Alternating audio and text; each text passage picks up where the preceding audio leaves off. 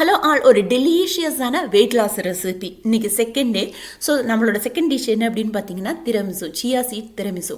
அதுக்கு 2 tablespoon of rolled oats எடுத்துக்கோங்க, 1 tablespoon of chia seed எடுத்துக்கோங்க, 1 tablespoon of cocoa powder எடுத்துக்கோங்க. Mix பண்ணினதுக்கு அப்புறமா ஒரு பிஞ்ச் ஆஃப் சால்ட் போட்டுக்கோங்க.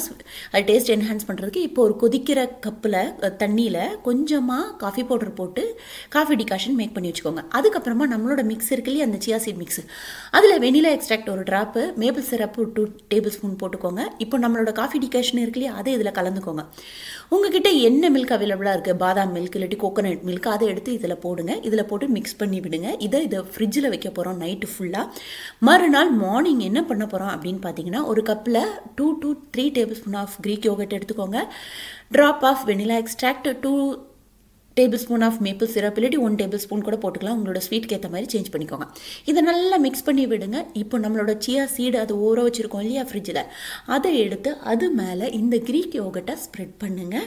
ஸ்ப்ரெட் பண்ணினதுக்கு அப்புறமா ஒரு காஃபி ஃபில்டரில் கொஞ்சமாக கொக்கோ பவுடரை போட்டுட்டு மேலே லைட்டாக அப்படி ஸ்பூனை வச்சு டேப் பண்ணி விட்டிங்கன்னா டேப் பண்ணி விட்டிங்கன்னா நம்ம டெலிஷியஸான திரமிசு ரெடி.